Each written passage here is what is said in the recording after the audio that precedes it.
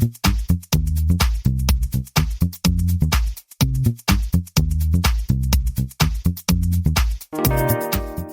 everyone, welcome to the 263rd episode of the Internet of Things podcast. This is your host, Stacey Higginbotham, and your co-host, Kevin Toffel.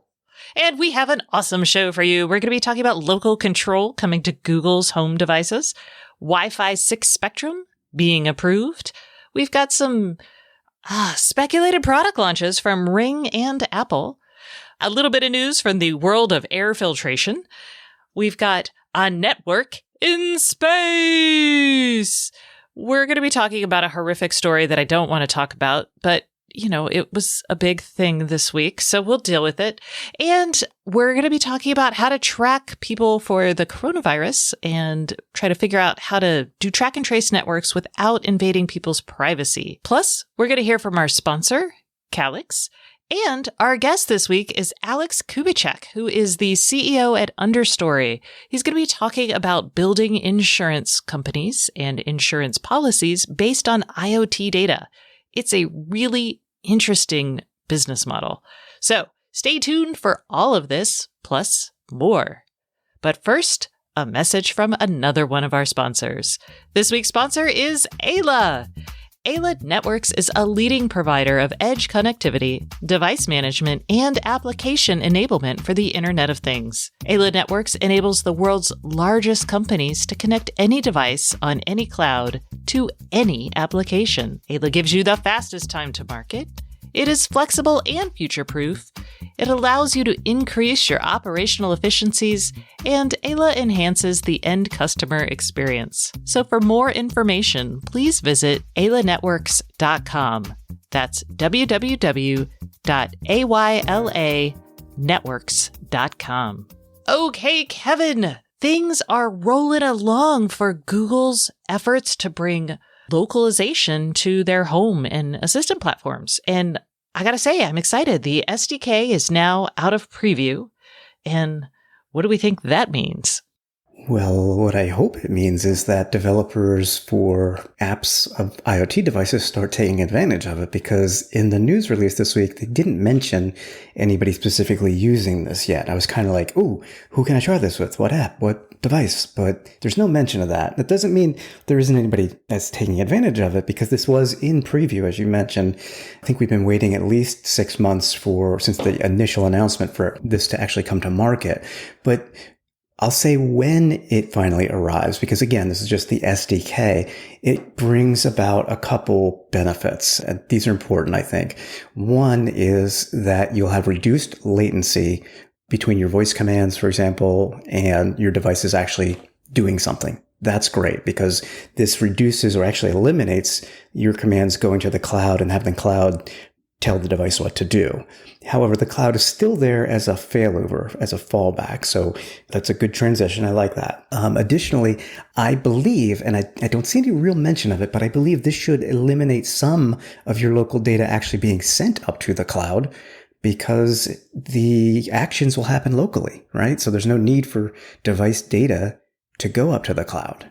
That is the hope. That's the holy grail for anybody who's like, a lot of our listeners are really like, ooh, I want local control. They want it for two reasons, privacy and latency. Exactly. And then there is a third benefit, potentially. If for some reason your ISP is down, your Wi-Fi at home is still up and running. Today, in many cases, not all, without local home control, you can't still control your devices because they rely on the cloud. By removing the cloud from the equation or putting it as a secondary method, you can still use your voice commands and so on. That still raises one other question that I have. And again, no mention in this. Google's made a big deal about on-device NLP or natural language processing. They brought it to Gboard. That's what I was going to ask you. I was like, wait, you can't tell it what to do because that goes to the cloud. Well, again, that has come to Gboard. Like on your phone, for example, you don't need to be connected and you can use voice and it has natural language processing. But I don't know. There's been nothing yet. I will say that back in July of last year, the developer preview of this came out. Google said at that point they were testing with their partners, including GE, LifeX, Philips Hue, TP-Link, and Wemo. So my hope is that we hear some news out of these guys soon. But in any case, I don't know of any specific devices. For the geeks out there, these local actions are handled through JavaScript, which I thought was interesting, using JSON files, which is a key value pair type of thing, like state::on, light::off, etc. For those who are thinking about developing for these. Oh, I was like, not for you. So mean. Not so for mean. You. All right. I mean, if you want to, go ahead. JSON's great. I will help you. So bottom line, this is actually good. We have been waiting for this. We are excited about this. We still obviously have lots of questions, but this is a move forward. And I would also say this is a big differentiator right now between Google and Amazon, because Amazon has made no moves in this area. So if the idea of privacy and local control becomes more important to you, you may be like, well, it's time to go to Google. Maybe. Perhaps. All right, let's talk about Wi-Fi 6. Specifically, we don't care about Wi-Fi 6. We told everybody not to care about it yet. We did. This is actually not just Wi-Fi 6. This is Wi-Fi 6E, standing for Wi-Fi 6 Enhanced. So we talked about this a couple episodes ago. I had Perry Carrell from Extreme Networks, and he explained, A, what the heck was going on with Wi-Fi 6, which is a thing that is totally happening. And then earlier this year, the Wi-Fi Alliance was like, hey, we're going to introduce this new standard called Wi-Fi 6E Enhanced. And I was kind of miffed at it. I was like, God, this is so difficult for consumers. But here's the deal. Wi-Fi 6E is going to put Wi-Fi into the 5.9, well, it's going to put it in the 6. Yeah, we'll call it the 6 gigahertz band. They're going to put it in the 6 gigahertz band, which is 5.925 to 7.125 gigahertz. For those of you guys who want to update your spectrum allocation charts, I have one. I assume y'all do too. That's going to be allocated for this. And what it's going to do is basically creating a dedicated fast lane for huge amounts of bandwidth. I shouldn't say huge, very large amounts of bandwidth, because the channel widths here are huge. You can stick lots of files going fast. It's not going to have great transmission properties, so the spectrum's going to have a harder time going through walls. It'll attenuate really quickly. In the places where this works, you're basically going to have super fast, amazing Wi-Fi. And the cool thing about 6E is you can't let other devices that have like maybe 2.4 gigahertz. So all those devices that only have 2.4 gigahertz radios, they're not even going to be allowed here. So you won't have additional devices slowing down your packet flow and cluttering up your bit streams, basically. This is good news. I mean, I was joking about not caring about it. We just said recently, if you're not in the market for a router, don't upgrade to Wi-Fi 6 right now. It doesn't make sense. However, I wonder, I'm just thinking ahead, when this is implemented, certified, and products are out there that support it, does that mean I will more likely want to have my local IoT devices on 2.4 and or 5 and then use 6 for video streaming and such? Yes. All right, then. Yes. You're still going to want, the real uncertainty is, where are you going to put your video cameras and your video doorbells? And for now, that's going to probably be the double 2.45 gigahertz band for a couple reasons. One, those chips are going to be way cheaper. Nobody wants to buy your laptops, your cell phones, those are expensive. Those are devices that need that capability. So you're going to buy the latest and greatest chips, right? The latest and greatest Wi-Fi chips. So I think that's what we're going to see.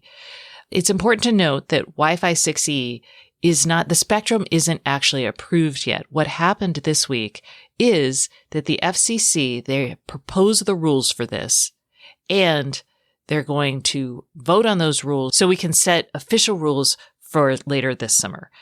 In the world of devices, companies are already making 6E chips. So those are being done right now. So it's all going to kind of come together in this magical world of spectrum policy. So we're excited. We're less excited about the IoT smart home angles and more just like Wi-Fi is awesome and we want it to be amazing angle. And plus, if you get your computers all of the same network that your IoT devices are running, that's probably good for everything. So the other real quick thing here is going back to, should you upgrade your router right now? There are Wi-Fi 6 routers available. Will 6E be added to them? I think not. Not for a while. You're going to see 6E more in corporate places for the time being. Yeah. I only mention that because you had mentioned that the chips are just coming out now for 6E support. Broadcom is one of those chip makers, and I'm thinking, oh, maybe this is even more reason not to upgrade to Wi-Fi 6 right now on your router side. Oh, again, I'm going to stick to my recommendation. If you must buy a new router today, maybe you're working from home, buy a one with Wi-Fi 6 capabilities. If you're fine, wait a year. And then definitely buy one with 6. We'll see if 6E matters. It's unclear to me if 6E is really going to matter in the home. I mean, eventually everything will matter in the home, but, yeah. I mean, part of 6 is that you can get more devices. There's less. They're basically doing a different kind of frequency modulation scheme. So not all your packets are hitting at once, basically, and more devices don't slow down your network performance. But you only really get a lot of advantage out of that when you have a lot of devices. Right. And the number of devices ranges from like 40 to like 80. So, I mean, I don't know. I had 80 Wi-Fi devices in my house at one point in time. Maybe not 80. Mm-hmm. Maybe I think I had like 50, and then some of those were like hubs with other devices hanging off of them. Anyway, we'll see. Okay. Hey, let's talk about product leaks and some speculation, shall we? Sure. Who doesn't love to speculate? So I think we missed this. Did we miss this? I don't know. The Ring door box popped up. I want to say it was like an FCC filing, and somebody else, they were like, what is this? It's a mystery box. Ring has showed the product picture and the name, which is the Ring door box. And it looks like it has maybe a speaker. It looks like it has a little light in the middle, an LED light, and it is a box. And the question is, what the heck is it? What does it do? What does it do? It's not a big box, so it's not like a packaged container that's lockable. Maybe the speculation out there is maybe it holds a physical key in a lockbox. Yeah, that would be a thought, a physical key. It could also be like an intercom. It could be. It might be. So there's some options. A spare set of keys. Like it looks like it slides up based on the bottom. That it looks like that's a thing you press so it can slide up to me. Oh, that doesn't look like an old-fashioned speaker? All right. No, we don't know. Yeah, so we don't know what this is. It's fun to speculate, especially in these times of woe when you don't have a lot of things to think about. But if it's a speaker, I know there's a lot of demand for like automatic gate openers. Not a lot of demand, but there are people who have the scenario where they've got a gate they need to have opened. Mm-hmm. You could think of something like this as maybe it's a box that slides up and lets you open a gate, or maybe it's a intercom system that lets you talk to the house from far away. And maybe it's a place to put a spare set of keys. And maybe it's none of these. Yeah, I don't know. It's hard to tell. It's wider just because people can't see it. It's wider than a Ring doorbell. Like at least I would say twice as wide based on the picture that I'm seeing. Maybe not as tall. I don't see a camera. I see a push button in the middle. Unless that's just a little light, a ring light. Yeah, we don't know. We don't know. I mean, it looks like the same light that they have on the Ring doorbells that you push. So yeah, so maybe it is a speaker at the bottom there. Yeah, it could be. Yeah. So we'll see. It's exciting. New product. The other new exciting product is Apple AirTags. Their information. Are they real? Are they fake? Are they coming? They must be coming. We've talked about these before. This is what we think is Apple's Tile alternative. So they're asset tracking for your devices the way I would use a Tile to keep track of my keys. It's probably not a stretch to suggest these would use the ultra wideband type chips that the new iPhones have. And the reason we're saying that, or I'm saying that, is because there was an Apple support YouTube video on how to erase your iPhone that was uploaded. And somebody watched through it, and halfway through, they showed a setting that says enable offline finding. And that's not a currently available option in your iPhone settings. And the description is offline finding enables this device and AirTags to be found when not connected to Wi-Fi or cellular. So it is definitely not Wi-Fi, not cellular. It's got to be some other type of radio in these little tags, possibly Bluetooth. I was going to say it could be a mix because remember in your MacBook now, Apple has figured out a way to use Bluetooth to allow you to find your MacBook even when it's not connected to a Wi-Fi network. Yep. And that's how Tile and other trackers work, is they use basically a Bluetooth network. It's a peer-to-peer Bluetooth network. And so what we could be seeing here is, yes, in the ultra wideband radio that Apple has. So Bluetooth is good, but it's kind of a blunt instrument because Bluetooth, you can kind of, within 5 to 10 feet, you're like, it's in range. But when you're searching for your keys, knowing they're in a certain room is helpful, but it's not like the best. Yeah. But with ultra wideband, we can get down to super precision tracking in a few inches. Ultra precision. Oh, sorry. How dare I? Okay, yes, ultra precision. So yeah, we're talking within like a few inches. So then it becomes a matter of, it won't tell you they're under the couch because Apple doesn't actually know that there's a couch right there yet. unless, I don't know, they've got the new AR LiDAR sensor. Maybe you can find them using that as well. Because you can see objects in your home with that. That is true. Okay, we just don't know. The point is, that should be a product. It should. Your keys are under your couch cushion. Yes! They could virtually show the tag in AR. Oh, Kevin. Oh, man, I'm full of them. $1 million ideas. I was about to say, you're definitely full of something. So, that's this week's in product speculation. Let's move on to this week in air quality. Actually, before we get to that, we should just mention that Ecobee, a maker of smart thermostats, yay, Ecobee, they have added two-factor authentication for thermostat control and access to your account. Yeah, two-factor happy dance. That's what I'm doing. Oh, yeah. They're using SMS. Why go to all the trouble of adding two-factor just to use insecure methods? Boo. Okay, well, wait. We're only going to give them half a boo because a lot of people really still use SMS as two-factor, and that's better than nothing. And I know. Y'all just do it. Okay. Yes, I agree. I did turn mine on already. So. Oh, nice. So nobody will crank the heat to 95 degrees in the middle of the night. That was the prank that I was planning on pulling on Kevin. Not gonna happen, sister. Dang it. Ecobee also announced a product that, because 3 things make a trend in the journalism world, we're going to call it a trend. And given what's happening with the coronavirus and COVID-19 and people worried about air quality and viruses being passed around, I'm going to tell you right now, these will not stop that. But air filters are a thing. And the smart home world has decided that everyone hates ordering their air filters or buying them online, and they don't do it enough in time. So sometimes, they're just less effective, blah, blah, blah. So Ecobee has made a subscription service. And part of this is everybody who makes a smart product needs to have a subscription service because these things cost money to run. Their subscription service is you sign up and they will send you a new air filter every 6 months, so you don't have to think about it. Actually, having gone through the setup process, you can specify the time. Oh, well, they will send it to you whenever you want it. They will. And so what happens is, as I went through it, you pick the size of your filter, and then there are 3 options in terms of good, better, and best. And that is based on the MERV ratings, how much the microns, how small an object can get through or not get through. And they even told me, because I'm in Pennsylvania, people in Pennsylvania generally replace their filters every 3 months. So that was the recommendation based on crowdsourced information. Great.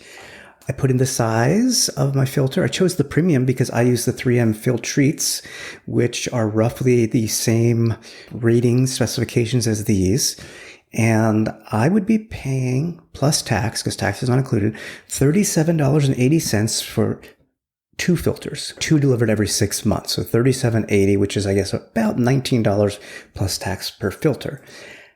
And I get why they're doing this, and I get why some people will do this, but I will probably just go to my local Lowe's and pay $16.97 for my filter, just because, I don't know, I don't mind. I'm going to Lowe's anyway, usually once every 3 months. So, but I see why they're doing this.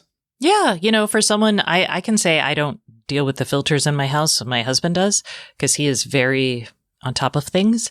He filled our soap dispensers today, and they weren't even empty yet. That is how good he is. So. Yowza. I know. I'm like, oh, I need more soap. And then I have to do this whole, anyway. The point is, I would probably benefit from something like this. And I probably would pay a little bit extra just to never think about it and be like, oh, my filters arrived. I'll change them. But if I don't care to use Ecobees, there is a company that just got more funding. It's called Second Nature, and they're doing nothing but filter delivery. And their focus is basically, there's this idea in the US that the US is coming around to some other places in the world, such as China, and thinking a lot more about indoor air quality. And obviously filters are they are part of indoor air quality. Yes. So we're seeing a wave of fundings and interest in devices that track your indoor air quality and that can improve it. We'll also see this, I'm assuming, with Resideo, which is the former Honeywell. They have a line of thermostats. I expect them to launch a line of filters. And 3M, which makes the Filtrete filters, they have a line of smart Filtrete filters that uses, I believe it's ultrasonic, to track airflow through the filters and then uses Bluetooth to say, beep, hey, you should change me now. Do you want to order a new one? I think there's going to be a lot happening in this space, so you don't have to be quite as on top of things as Kevin or my husband if you don't want to. And some of them are going to be using data from your actual air conditioning and HVAC system. And Ecobee, to my knowledge, does not do that. It just basically has a built-in timer where you can reset the timer on the thermostat for, hey, I just changed the filter. And that makes sense. I mean, It does. I'm fine with that. And even though I said I'll probably just go to Lowe's to save myself the $3 or whatever, I do applaud Ecobee because I always say we need the smart home to be smarter. And this is one way to do it.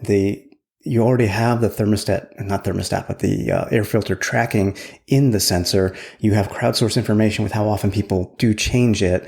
And now you can just have them, delivered. It would be nicer if when it knew your filter was like within 2 weeks of needing a change, just send you one. But that's, one more step.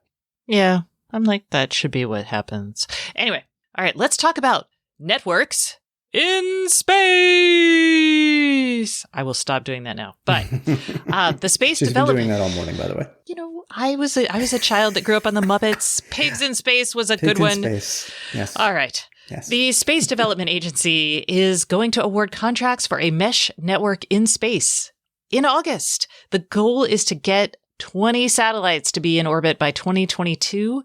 They want to do an RFP for this on May 1st. The idea here is that we're going to build a network dedicated for the Department of Defense. What's the new space thing that we have now? Space Force? Yes. This isn't just for Space Force. This is actually also for things like controlling missiles. And they actually have a GPS component. Yeah, they want a timing signature that is independent of GPS references in case GPS gets hacked. They also... So I can just use my iPhone app to control the missile location. Good. Yes, just like that. They also want it for battle management. So we're talking about making the battlefield smarter. And as part of that, they're like, we need our own network so no one can hack it and know where all our soldiers are at one point in time. I love the paranoia that is inherent in the Defense Department. I suspect these things get shot down sooner than later. So this is their goal. They're calling it the Tranche 0 Transport Layer, and they'll do other tranches that will add more satellites over time with additional capabilities. So if you are, making satellites, if you're interested in defense networks, if you're just like saying networks in space, check this out. I think Elon Musk should be all over this. I imagine he already is. I don't know if he can do these things. He smoked weed once, remember? Yeah. All right. So did Clinton, but he didn't inhale. So there you go. All right. Now we're just going to come to the part of the show that... This is all you. I don't want to do this. I don't want to talk about people's butts. All right. So an article in Nature... God, this is terrible, you guys. I'm sure you've seen this. It went viral on Twitter. But in Nature, they published a research paper that has created a mountable toilet system for personalized health monitoring via the analysis of, is it excreta? Probably, because it's excrement. But basically, you poop, it can analyze how healthy you are. The thing that went viral was the fact that this particular device that contains 4 cameras, by the way, it also measures flow rate and volume of urine. So, yay. There's that, yeah. Yeah. It takes an anal print. And I know why it does this. It does this because when you sit on the toilet, it needs to recognize that it's you and not someone else in your house. So how about just do it by weight? like the scales do? Yeah, that's an option Right? they didn't think of, but they apparently used some machine They went learning. right for the anal print. They used machine learning to take an anal print. Okay. And it's gross. It's gross. I mean, I like everything up to that point, the identification, the person identification. So that's great. But guys, switch over to weight or, I don't know, something else. So I will say all the data is sent to a cloud server, but y'all, it's encrypted. So when will you see your butt on Twitter? That's the question. Because the Never. photos get leaked and boom. Because I would never sit on a toilet that had a camera that literally looks up my butt. I know. But think of the game show, whose butt is this? No, I'm not thinking of this anymore. All right. So that is the details on the most disgusting story I've read in a while. And I will tell you that I actually have a call into a company that makes smart toilets because I think it's interesting. I just think you could do it without having 4 different cameras and a database of people's anal prints involved. I totally agree. I have to interrupt because anyway, you want to segue, and I literally earned some Nodal cash. Oh, good. I thought you were going to tell me you had to go to the bathroom. So No. You earn Nodal cash. I earn Nodal cash too. Let's talk about this. So Nodal. Nodal, I have talked about them a while back. I wrote about them in my newsletter last week. This is a company that is actually like the Apple AirTags or Tile, but it's a little bit different. They are doing a peer-to-peer Bluetooth network. So a lot of transportation, like bike share companies, use their software. And what happens is you run the Nodal app on your phone and it uses your Bluetooth to provide asset tracking for these other companies. When you run Nodal Cash, you are doing that. You are becoming part of this peer-to-peer network and you are making Nodal Cash. Cryptocurrency. Yes. Yes. And we checked, and somehow, even though Stacy, I've been on this for like a month. Yeah. A month? Oh my goodness. I just installed it this morning or last night. I don't even remember now, but I have 0.008 nodals or whatever they are. Actually, it's Stellar is the cryptocurrency that they're using, which is about 4.9 cents per unit. So I have 0.008. You have like 0.003 cents. Yeah. Or 0.3 cents. The number's small, but what is big is I'm looking at the nodal.io site, and on this network, IoT devices connected and discovered in the last 24 hours, 80,064,014. So I don't know who's using it, but I would say a lot of people must be. I'm not sure. I'm more interested in what they're doing next, which I assume is this week. Yes. So this is actually what I wrote about. So we're talking about track and tracing last week and how governments are trying to use location data to track people who have possibly been exposed to the coronavirus. And Nodal has created an app because they're like, yeah, I talked to CEO Misha Benoit, and he's like, we're really good at mesh networks. We've got something, already. And we looked at the Singapore track and trace network and we were like, we've got something like this. So they are launching the Coalition app. It is not available as of this recording on Wednesday morning, but it should be available soon. And what it is it's a privacy protecting way to let you know if someone you've passed has been infected or should be quarantined. And there's a lot of caveats here. So we should go into this because of the way these things work. This is a network that needs people. So the more people who have this, the more accurate it's going to be. It also relies on someone like me who's running it to say, hey, I now have been diagnosed with COVID-19. I need to be self-quarantined. And I tell the app this. And then anyone who has come in contact with me who is also running that app will then get a notification. It won't say that Stacy has it. It will say that you have been exposed. Yeah, that I like. I mean, it's track and trace, but not full. You're not getting the ID and the information of who you, and really it doesn't matter. You just know that you were in touch with somebody that has some symptoms or the virus, and therefore you should take action maybe by getting a test. Yes. And over time, what's going to happen is this will get better. Like we said earlier, Bluetooth is a bit of a blunt instrument.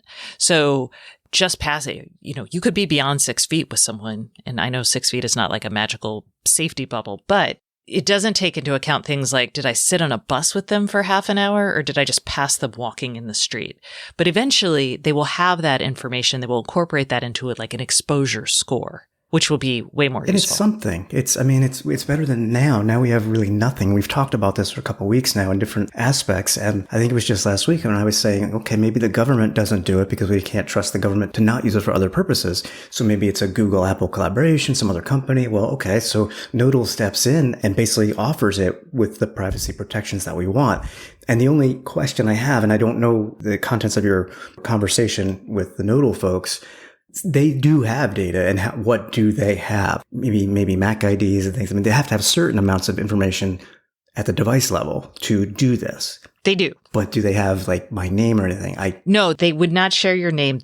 I believe they don't have your name. What they're using is your crypto key. If they wanted to find you, I guess they could do so. Like the government could subpoena, they could find your device, right? But right. That's not what they want. They actually do have a nice privacy page on this specifically, so that's good. So just 4 points real quick. All data is anonymized. Prior contacts are notified anonymously and securely when you declare you have symptoms. As we said, users are the sole owners of the data is what it says here. Bluetooth proximity data is encrypted and stays on your device. It never touches the cloud. And users' location data is never sent to the cloud on Coalition. So that's pretty good. Yeah, that is good. So yay. Yay. All right. It is time for the Internet of Things podcast hotline. This is the segment of the show where we take your questions and hopefully answer them for you. People who call in during the month of April will be entered to win a Schlage lock. Woo-woo! Yay. So, if you have a burning question and want us to try to answer it, give us a call at 512-623-7424. And this week's question is from Justin. Let's hear it. Hi, Stacy and Kevin. This is Justin from Arkansas. So where I live, we have kind of rolling blackouts or, a couple times a month our power goes out for up to an hour or two. What is a good solution for maintaining power to my IoT devices? And I have many throughout the house. So I don't want to have to buy a bunch of battery backups, and I'm just kind of worried about, them going haywire or whatnot. So I'm just kind of looking for a solution for that. Thanks. Oh, Justin, rolling blackouts are the worst in a smart home. Yes. It's just, you're like, things will turn off, they will start to come back on, and then they will make noise, or maybe they will come back on different. It's just terrible. We have sort of bad news for you. Most of this is not solvable with anything other than backup batteries or a generator. And if you do a generator, you're probably going to want to then everything has to be installed in one of the breakers basically that is running with the generator. So we have some ways to make it a little bit easier, and we do want to provide some warnings about devices that you're going to have problems with, for lack of a better word. Mm-hmm. So the first thing is, and this used to happen to me, our power used to blink off at night, which was a pain. You've got to think there are two things. One, when your power goes out, you're looking at obviously the loss of power, but you're also looking usually at the loss of your network. If you can, and you're made of money and it's so important to you, you could actually have a backup hotspot type situation where you could fail over to that, but you would have to put your IoT devices on that network. And I'm not real sure if you really want to create a setup like that. There are routers like the Ubiquiti routers that will handle stuff like that. But these are SMB routers, not consumer. Yeah. Not consumer. Despite a power outage, you still keep your broadband network. So that's one option. Probably a more normal option for most people is going to be just dealing with the rolling blackouts. I know it sucks. It does. Local control could help here? Potentially. Yeah, Potentially, but the thing is, you really have to have that router on power. Right. That's the key right there. Once you lose that, all of your devices are kind of lost. Right. What will happen is, we'll go with the most common devices, your Google and Amazon smart speakers. Those devices are kind of a pain in a power outage because what will happen is they will blink off. And when the power comes back on, they will blink back on. You will get some sort of lighting effect and a sound effect. And this drives me nuts because you'll be dead asleep. Your power goes out and you have no idea. And then suddenly hear dun, dun, dun, dun, or and something. I checked in a couple of the Google support forums, only because I have Google Home devices. There is currently no way to disable I'll call it the startup or boot up sound of a Google Home device. Yes. And the same with your Echo devices. So I know that in the past, if I've noticed the power going out, I will unplug those things just because I don't want them like they're in your bedroom or something like that. If they're not in your bedroom, who cares? That's going to happen. Well, I'm just thinking now because I have had this happen just because of doing some electrical work and shutting power off and all that. And yes, things go haywire. Practically every light I have comes back on and all these sounds are made, as we just said. There's probably no way to prevent the sounds, but I'm wondering if it would be a wise idea to buy an inexpensive button and program it as a master off switch. But then you would have to, let's see, master off switch. No, because the power, you wouldn't know until the power goes out and then you hit that button and nothing would happen. Well, no, but when the power comes back on, at least it's easier to shut everything down. So then you would have to have everything plugged into a smart outlet. Yeah. And I think what would happen most likely, depending on what you route that through, you'd have to wait for that device controlling the button to come back on, Come back on, exactly. So that's a good Probably wouldn't idea. save you much time. But I don't think it's going to work. Okay. We're constantly thinking of this stuff, so you don't have to. But one thing that does happen that is super annoying was all of your light bulbs, because they are turned on, at the switch, those all come on in a power outage, Yep. which nobody likes because you're sleeping and then poof, all your lamps come on. But if you have Hue lights, there's a way to solve for this. It took them like 3 years to make this happen, but I'm glad they did. If you go into settings, there's a section called power on behavior. If you go to that, you can have each light basically return to the state they were in when they were powered off. So when your power goes out, if your lights were off, they will stay off when the power comes back on. So you definitely, if you have light bulbs, you want to go through. I feel like some of the other light bulb companies have followed suit. It's a pretty well-known problem. So look for those kind of settings. They're going to be in your settings menu, and you'll want to do that to just at least, I know my focus here is basically on preserving your sleep if your power goes out at night. So a lot of times your locks are still going to work because they're Bluetooth. So you can, if you're local. Now, if you're remote, you're probably not going to be able to control them because your network is going to be down. So unless you have that backup, if you have the backup, then you can actually still control your locks remotely. But Smart smoke alarms would still be working because of battery backup. right. And some cameras, if they have an SD card and are battery powered, will work. Otherwise, no. I wish or hope that the other manufacturers of bulbs do what Philips Hue does, because I didn't even know about that setting until you mentioned it, and I just turned it on for my Hue play bars. Oh, yeah. See, I mean, it's really only important if it's a nighttime thing, but it's really important then. Okay. So those are your options. They're not ideal, but we do live in a world that's really super reliant on power. So, and you're not controlling your smart bulbs when there's no electricity anyway, right? This is true. Right. And one final note, if your power goes out for multiple days, when it comes back on, expect weirdness. We had our power go out for like 40 hours, I think it was. And that was long enough for some devices, and it was a real crapshoot to get all out of whack on my Amazon Echoes, but not my Google Homes. So, and that doesn't mean, I've had my Google Home get all out of whack if I unplug it for like 4 days. So the point is, it's a crapshoot. There are a few things you can mitigate, like things that will wake you up and annoy the heck out of you. But really, you need a backup generator. You need to plug your devices into the breaker, or the circuits that your generator's powering. And that seems like a lot of trouble. Sorry about that, Justin. All right. Remember, if you have a question, give us a call at 512-623-7424, and you will be entered to win a Schlage lock. Yay! All right, that concludes the news portion of the show. Please stay tuned for our guest, Alex Kubicek, who is the CEO at Understory, a company that is using IoT data to change the world of insurance. And now, let's hear from our sponsor. This week's sponsor is Calix. Hey everyone, we are taking a quick break from the Internet of Things podcast for a message from our sponsor. This week's sponsor is Calix, and today I have Michael Vaining from Calix here to talk with us about how Calix helps ISPs better serve their customers. Well, let's just get started with you telling us a little bit about Calix. Thank you for the opportunity, Stacy. Calix is a provider of cloud, software, system, and services on a mission to assist service providers of all sizes, from your local small-town broadband provider to companies as large as Verizon, to deliver amazing Wi-Fi and broadband experiences to their subscribers on future-proof fiber networks. All right, Michael, and how is Calix helping service providers? That is a great question, Stacy. At Calix, we believe that the company with the best data wins. So we start by arming service providers with great insights into what their subscribers need. We do that with Calix Marketing Cloud, a real-time behavioral analytics engine that helps a service provider segment their customers. We identify segments such as streamers and gamers and work-from-home users so they can market the right service to the right household.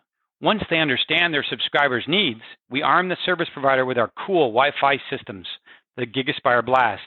The Blast was the first carrier-class Wi-Fi 6 system in the marketplace. Every Blast is fully managed with Calix Support Cloud, so that if the subscriber does have an issue, such as Wi-Fi coverage or speed, it can be easily handled remotely without a service call, which is even more important in today's current environment. That Blast system also acts as a storefront in the home for the service provider. They are now able to easily offer new branded services such as Protect IQ, our virus, malware, and intrusion prevention system, or Experience IQ, our parental control system. Each of these new services is fully managed by our world-class mobile app, Command IQ, that they customize with their brand. Last, we partner with the service provider at every step to help them successfully market their new solutions. We help them build great marketing campaigns and an awesome website with our service provider activation program and customer success teams. All right, then with everything going on in the world right now, can you give me some examples of how Calix helps its customers? As you know, Stacy, this is a tough time, but it's also a great opportunity for companies who focus on the success of their community to step up and really make a difference. A great example is WCTEL. They used Calix Marketing Cloud to understand who had made the transition to work from home and proactively reached out to each of those homes to offer a free 60-day jump in broadband to meet their new needs. At this critical time, companies like Allo, GBTC, and Paul Bunyan are demonstrating what it means to support their community. They're offering world-class Wi-Fi 6 with the Calix Blast on a fast fiber network run on Calix AXOS and are expanding their services daily. So where can our listeners go to find out more about Calix and its Revenue Edge service? Stacy, they can go to calix.com to learn how the Revenue Edge is helping service providers of all sizes serve their communities through the power of data and world-class experiences. Hey everyone, welcome back to the Internet of Things podcast. This is your host, Stacey Higginbotham, and today's guest is Alex Kubicek, who is co-founder and CEO at Understory. Hi Alex, how are you today? Hi, thanks for having me on. I am super excited. I love to talk about insurance. I love weather data. I love connected things you build yourself, so we're going to have fun. So let's just get started with, hey, what is Understory? Yeah, so Understory builds a technology that allows us to really categorize the volatility of climate change and actually turn that into a new type of insurance that can actually be used to help people be financially prepared as this volatility comes to light. When we sell our products, we essentially install a weather sensor at a location or nearby a location. And when we actually sense bad weather, people get money. So instead of a claims adjuster coming out to the location, there's an automatic settlement that happens because of everything we do with the technology and allows for our clients or the people who bought the insurance to actually get the money faster and get back on their feet faster. Because essentially, when you look at how climate change volatility is impacting the world, I mean, you can look at what's been happening with the California wildfires as an example. So big, crazy climate-driven events happen. And essentially, insurance companies respond by changing their rates to the point that premium becomes so expensive that people can't afford it. Or they decide that, you know what, this risk is just too much for me. I'm not insuring any of this anymore. And so people go without insurance. And that's because the traditional insurance is just inherently broken because they use a lot of historical data to actually understand what's going on. And it's really, really important to be able to track how climate is evolving and how it actually impacts the risk across the globe. And if you're using 40, 50 years of historical data to figure that out, it's not helpful in the way that you would need some forward-looking data set. Got it. Okay, so your first product out now is for car dealerships, yes? Yes, that's correct. Auto dealers are our first product. And with that, similar to what's been happening with the California wildfires, these auto dealerships for about the past 5 years have seen their premiums increase like crazy. Hailstorms are completely unpredictable when you look at the historical record of claims. And you really need this better understanding of how it's actually impacting people on the ground to actually price it out correctly. And to date, insurance companies really haven't had that information. And so with Understory, what we're able to do is actually go into this market where insurance companies have either taken premiums and to a place where nobody actually wants to purchase them, or have built insurance policies that almost completely exclude hail. So for example, when an auto dealer buys a policy, their average car deductible when a hailstorm would hit that area would be about $500 per car. And now in some areas, it's moving up to $2,000 to $2,500, and in the hardest hit areas, $5,000 per car. And so essentially, by moving that deductible up to $5,000 per car, you're excluding hail damage from the actual policy. And so when you look and you're driving by these auto dealers, they have 500 cars on a lot, and a hailstorm could cost them $1 million out of pocket. And so by actually having this product that really allows us to provide insurance where it doesn't exist, and at the same time create an incredible customer experience, going back to having the sensor at the location, understanding exactly how that location can be damaged, and then using that to create a quick payout so that these auto dealers can quickly either repair the cars or get new inventory on the lot so that they have very little interruption in their business, really allows them to stay whole, really in an uncertain climate. Got it. And as someone who has lived in Texas and had plenty of hail damage claims in her life, I can't imagine that writ across thousands of cars in a dealer lot. So yikes. And you mentioned earlier that the insurance industry is broken. How did you get them to the point where they accepted your data and were willing to work with you on creating this type of new insurance? It seems difficult. Yeah, that's a great question. And the really short answer is we didn't. When we started the company, one of the main things that we were doing was actually creating the understanding of how hail impacts homeowners. So how hail could cause damage to different types of homes, and how insurance companies could take that information and fast track claims, provide a better customer experience, et cetera, et cetera. And one of the main things that we found while we were doing that is that there's just an immense amount of fraud in the homeowners industry. And it's not fraud coming from the homeowners themselves. It's actually from bad acting contractors. So a hailstorm hits an area, and it might hit just a small subset of a town or a city.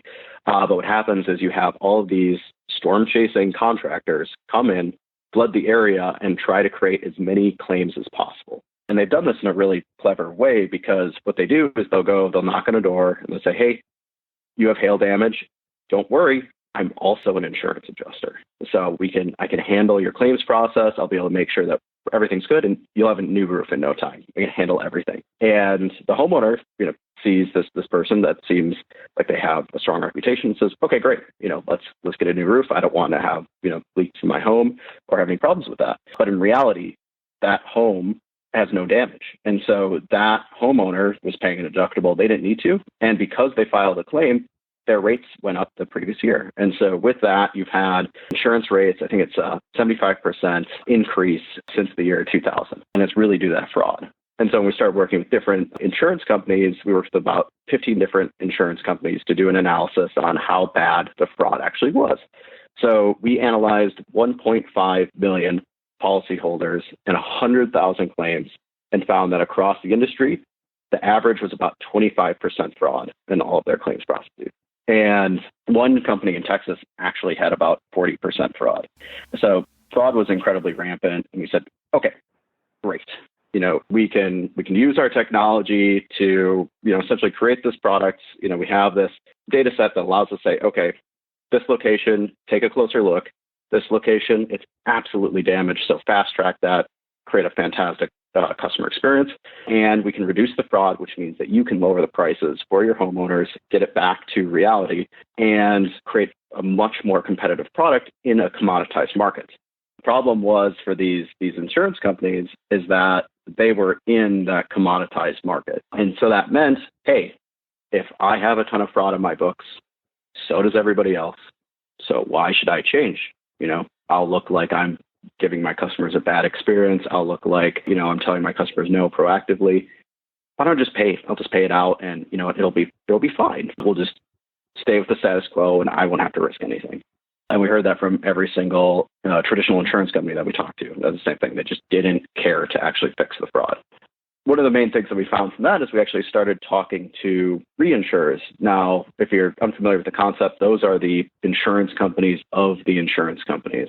So they're the ones that step in when you have these big catastrophic events, when you have like a $100 million hailstorm in one city, they're taking a large portion of the cost to help those insurance companies help get everyone back on their feet. And we found out, well, these traditional insurance companies were just sending all the fraud over to the reinsurers. And so the reinsurers are like, yeah, we need to fix this. Because and I haven't talked about our technology yet, so really excited to geek out on that in a little bit. But just to talk about, we've had our sensors out on 3 continents for 5 years. So we have this database of storms that no one else has actually had. And so it allowed us to actually create this new type of risk model, this global risk model, where we knew how bad the hail risk was globally. And they tested that against their claims loss history, and they said it was the most accurate model that they've ever seen, and they were able to validate kind of even the forward-looking pieces of it. And so they said, hey, have you ever thought about this data-driven insurance? It's actually in the industry, it's called parametric insurance. And so going back to what I was originally talking about, you're setting a physical parameter that is actually the metric for the payout. So, for example, with our auto dealer products, we say, if we detect 1.25 inch diameter hail, you will get a 25% payout. And that's all been validated through a ton of lab studies that we've done about the onset of damage on cars, so that the measurement from our device is actually very close to the actual damage on the ground. And so this actually virtually removes the fraud from the entire equation because it's all data-based. It's all coming from the IoT devices. The IoT device doesn't have any subjectivity, so it's always completely looking at the data and then basing that decision to pay out just on what it's actually observing. Okay. You mentioned this idea of parametric insurance. Is this something that you think will become more widespread in the industry?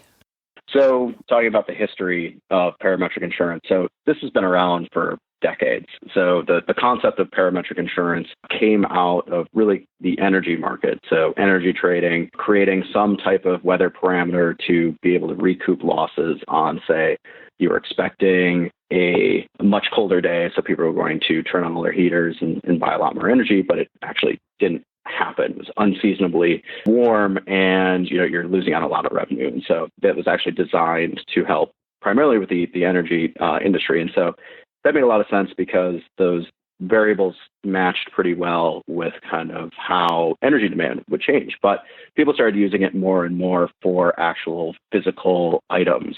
So big example of a current parametric insurance product is cyclone insurance or hurricane insurance. So having the hurricane come close to your property, if the winds are above a certain level, you get a payout. But the problem is that, again, the data isn't great. And so when you have, let's say you're looking at 75 miles per hour, the trigger, it's coming from satellite information, which actually isn't very good at actually measuring the wind speed at the location that you're looking at. And so how they've been selling parametric insurance to date is that, hey, we know this doesn't quite really match what's going to happen, but who knows? Just think about this as gambling. It could be high at your area. You could have no damage. We could pay out, and that would be great. But it could also happen where you actually have damage, but the satellite information doesn't see anything, or they see it, 100 miles away. And that has really kind of stopped parametric insurance from becoming the norm, just because the data has been so bad. So just going back to our technology, so my background, I started Understory when I was wrapping up my master's degree in atmospheric science. So studying something called cloud microphysics. And that's a study about how particles in a thunderstorm interact with each other to basically cause the overall thunderstorm to grow or shrink. And a lot of my research had the ultimate goal of helping with short-term forecasting. So can we add an extra 10 or 15 minutes to a tornado warning to make sure that people have enough time to stay safe? And so we created these really interesting algorithms, and they were scientifically founded and were kind of pushing the boundary of what people were actually doing with that science. So the university, gave me some awards for it. But at the end of the day, we couldn't validate that data against anything that existed. We had one data set from 1982, but that was it. And that's because the data just simply didn't exist. Most of the weather information that you get, it's coming from the sky. It's coming from radar and satellites. It's not actually telling you what's happening on the ground where people really are. And that goes back to the blind spot that the homeowners, insurance companies had before, and why it's just so hard for insurance companies globally to understand the actual physical risk that climate change poses. And so we wanted to solve that data gap. And so we created the DOT. And if you go to understoryweather.com, you can see the weather sensor, but it's got the stainless steel ball that sits on top. And so that measures wind, rain, and hail at 125,000 times a second in 3 dimensions. And so that means that we actually see the physical force of these perils on the actual sphere, and allows us to actually understand what that could mean for damage to an asset in the area. The sensor is a full spectrum weather station, so it's got temperature, pressure, humidity, solar information, really everything you need to know at a given location to actually understand all the weather that's happening. And so we designed these sensors so that they could be deployed anywhere on the globe, and they wouldn't need maintenance for 10 years. There's no moving parts. It's a completely solid state sensor, which means no maintenance, and allows us to actually deploy them very quickly. It takes us about an hour to install a sensor.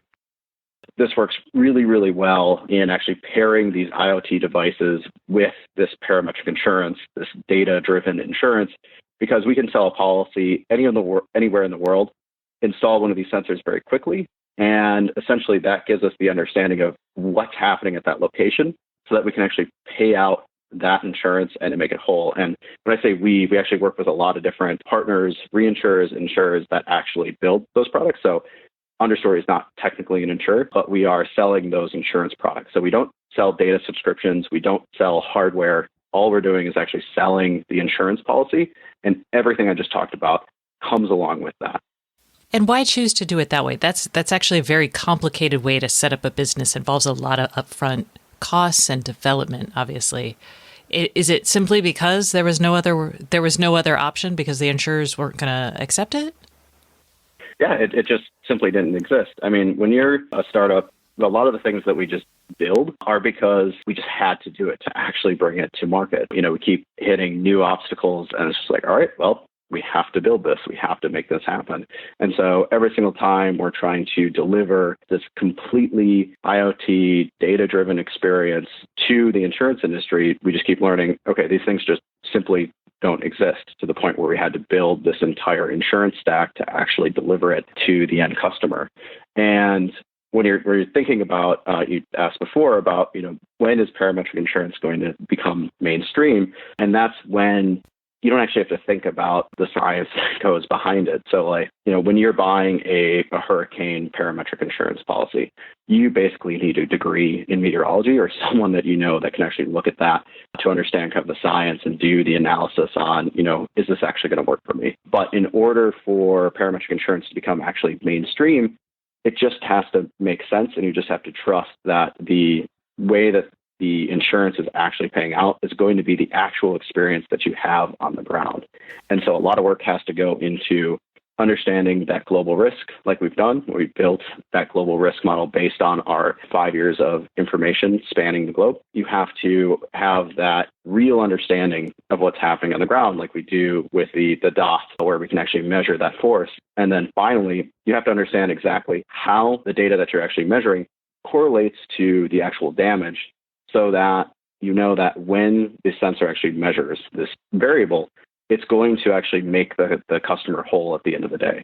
And all those pieces to actually tie that all together didn't really exist. So we had to go and build each individual piece and string it all together to actually create that new type of customer experience that allowed for insurance to be possible where traditional insurance is actually pulling out. Got it. So does this mean that we're going to have, I guess it sounds daunting now, but like 5 or 6 years plus custom equipment developed for more types of insurance based on the Internet of Things? Yeah, I mean, it's incredibly difficult to build these types of products if you don't have that historical information. And so, when we started going into this space, we knew that it was really important. So we don't just have hail information, we have wind information, we have rain information, temperature, pressure, humidity.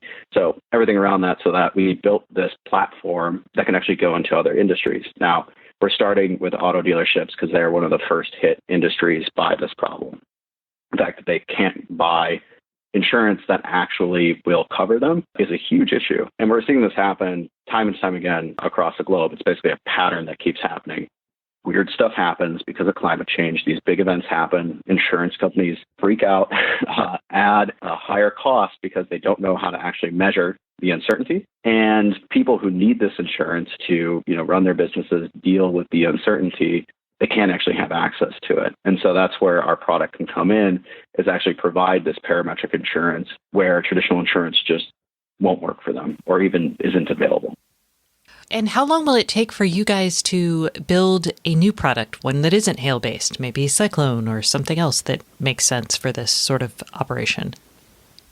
Yeah, so we have a world-class lab that's allowing us to actually test the impact of these different perils on specific items. So for cars, when we actually, built our auto dealer product, we shot the cars with a hail gun. We actually have a hailstorm gun that'll simulate a hailstorm over an entire area, and allows us to really dial in what the onset of damage is at that given asset. So for cyclones, it depends on what you're actually covering, but you can look at different types of building materials and hit it with a ton of wind and understand when is that actually going to start causing problems. And so that vulnerability, understanding how to measure the vulnerability of a given asset to a given peril, be it wind, rain, temperature, and actually understanding how that causes damage to that asset. So maybe that's a plant in agriculture.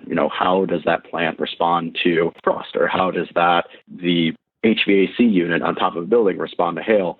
And when does that actually become vulnerable, and when does it actually cause catastrophic damage? You have to measure exactly where that is to actually create that product that, again, is a very strong proxy for damage, so that you can actually be confident that saying, I don't need an adjuster. I don't need an adjuster to go on site. The IoT device is the ground truth. It is going to understand exactly how this client is damaged and make them whole at the end of the day. And once that's communicated to the actual client, there's a lot of trust in that. There's they're trusting that this, for us, for Understory, that this shiny silver ball on top of their auto dealership is actually telling them how much damage is actually occurring at that location. I don't know if I'd want to. I feel like I'd want to close my eyes and just avoid thinking about it, but that would be a terrible way to run a business. All right. Well, Alex, you have restored my faith in IoT and its value, and also made me a little leery of fraud in my old home state. So thank you for coming on the show. Yeah, absolutely. Thanks for having me. That's it for this week. Thanks so much for listening. And remember, if you'd like more IoT news, sign up for my newsletter at stacyoniot.com. We'll see you next week.